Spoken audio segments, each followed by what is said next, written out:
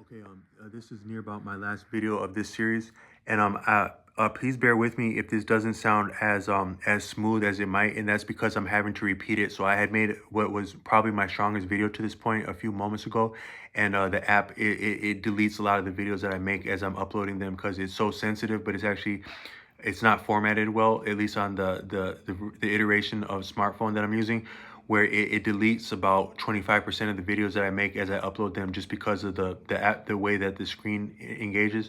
So when I repeat a statement, it doesn't sound nearly as creative or convincing because it's somehow not as original. Even though, so I'm somewhat plagiarizing myself by repeating myself, even though I didn't make it to upload it.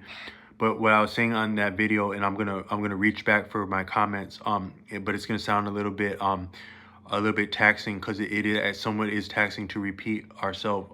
And also the disappointment of losing that video, because of the poor formatting of the app, the uploading on the YouTube. I was saying that so if you can imagine some of the most outstanding things that can be experienced by a human being, human beings are social, first and foremost, and at all points of the human experience, and that's in the greatest and worst of circumstances and intentions and undertakings. So one of the greatest things that can be, some people would say the greatest things that can be experienced and achieved and experienced by a human being would be things like enlightenment, nirvana, Maha Satori. Jivan means being, person, individual, and collectively. And Mukti is freedom. Jivan Mukti in Sanskrit.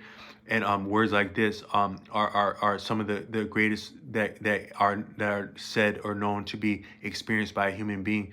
And it's somewhat, when you to experience something like that, I would think would be a little bit bittersweet, because actually the bitterness is actually what informs the ecstasy. So if you take something of vintage, like say your greatest wine, a lot of people like wine that is a little bit bitter or chalky. It has some things of wine are a little bit disagreeable to the taste, but to a person who appreciates vintage, if it's still smooth, some people might like it like fruity, but if it's like smooth and a little bit even stale, sometimes actually stale wine is actually, that's what you're more so doing. So when you're aging wine, you're actually staling wine, and that staleness is that flatness. Like some people would appreciate different things. You get to people who've had different experiences in life, and they might actually appreciate some things that would seem like strange to a person. Like one example is like if you learn about, like, some people like water and scotch. That's an actual drink where they mix, like a lot of people would mix things like with liquor spirits with like pop, or like energy drinks, or like different like fruit smoothie stuff. It makes the drink better. But some people actually like scotch with water, and that sounded very nasty to me. But I actually asked a person who works in the serving industry why people like scotch and water, and they're saying there's a reason for it. I'm not sure if it takes off the aftertaste, or it makes it go down differently, but there's a reason, there's a well reason why people actually like water and scotch. And when I heard that, I can imagine like maybe some ranchers like getting back from some time on the ranch working, and they're having some break in town, and like they like that rough stuff, that flat stuff, that weird stuff. They like stuff like scotch and water is what I would imagine. But it's similar with like wine. You can imagine a person that enjoys wine, they maybe amounted to something of like wealth and resource, or at least leisure in life, and that would have taken a lot of difficult experience. And part of that, coming through that experience, is an appreciation for real things, for tough things, for things that are not entirely sweet, and are more so of sweet for not being sweet. And I think that the greatest of vintage, the greatest of wine, the greatest of experience, enlightenment, it might also contain some of that bittersweetness. And I'm saying some good examples of that would be like the solo Nirvana, no less, to make an intentional pun with the subject matter, the solo of Teen Spirit. If anyone knows that song, Teen Spirit, that's a beautiful song, but the solo is incredible. And I said in the video that didn't make it up is that a lot of things actually exist in tandem, or in patterns, or in sets, or in a lot of things are multiple, if anything. I don't know if anything that exists that's entirely singular. So something as cool as, so you meet the coolest of people, the greatest of people. You might have met one of that, but there would be at least be two. So you'd actually probably have a dual encounter. So you might meet a similar counterpart, maybe a male or a female, shortly then and thereafter. If you were to meet the greatest of people, you might meet the greatest of people at least twice, and then staggers shortly thereafter. So if the greatest of solos, to my taste, that I've come across, guitar solos in popular uh, media, would be the solo by Teen Spirit by Nirvana, but equally would be the solo of Wood by Alice in Chains on the Unplugged set from MTV in the 90s, available on YouTube. And they were contemporaries of Nirvana, also I think from the Seattle area, active at the same time in the same areas. And then also they both Nirvana and Alice in Chains had his classic and brilliant performances at Unplugged on MTV. And I think the I don't know if Nirvana performed Alice Teen Spirit there, but I know that Alice in Chains did do Wood with that beautiful solo. And but I did throw out in the other video that there's a solo by Sublime called Burrito, and Burritos is that's as cool, but it's longer than the other two solos, and it's really cool that solo that starts that song. But the other two solos from Alice in Chains and in Nirvana, to me they're almost like the same solo, because it's the same experience that I have listening to those.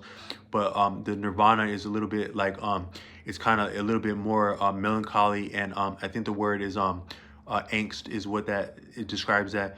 But then the Alice in Chains solo is almost like blues and rock and roll and alternative at the same time.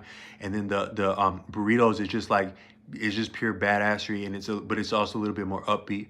But it's badass, and so you can maybe say that those are the same solo, just is how cool they are. But you experience something like that, and you can't help but want to share it. And I was saying in another video that a concept some people would talk about, and you experience stuff like that, and you experience all of what's called heaven, earth, and hell at once, and it's brilliant for being all of that at once. But if I had to imagine hell, it wouldn't be sitting around having mean stuff done to you. It'd be getting off your butt and running on a treadmill indefinitely would be hell. But then a higher tier of hell would be to imagine having something as cool as those solos, like those rock and roll solos that I said, but not being able to enjoy it with other people, or not having the experience of other people that those songs bring up, even the dark, heavy experiences of things like high school and life and alienation that some of those call to mind. Even not having some of those rough experiences with other people, a life without people, without being able to share with people, would be the darkest thing. Just to recognize beauty but not be able to share it, creativity and not be able to share it, is really dark. But all I meant to say is that a lot of things in life are a relationship and are a communication, and such as are also the worst of things like violence. So to have violence with another person, it requires a pretext and a context, because we are social. So it is a form of relationship in that terms, and you need a pretext relationship and terms of relationship. So if you appreciate, I was saying in the video that did make it up, one of the most violent films that I've seen is Boys in the Hood, and that starts out with audio only, and you're not as distracted or comfortable with the visual, because if it had been visual, you've seen different things like that visually, and it wouldn't be as compelling. But with the pure audio, you can have a real appreciation of violence in there, and some of the violence that black men experience. But the film Menace to Society, there's a scene where the main protagonist beats the family member of his lover, who he has impregnated, is in the process of abandoning, and that family member had not leveled violence against him at that point, although they later would. And at that point, that family member had actually not done anything to really engage and invoke violence there, because he hadn't been violent towards the main protagonist.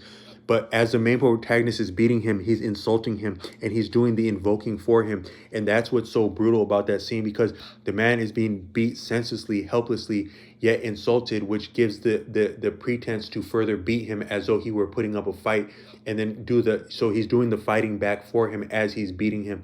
And I'm saying that might be a little bit about our violent music, that our violent culture, our violent media, is that it's doing the fighting for us, it's doing the insulting of us for us, as it's setting us up to have the experience of maybe being beaten or assailed like that, by making it okay to do that to people.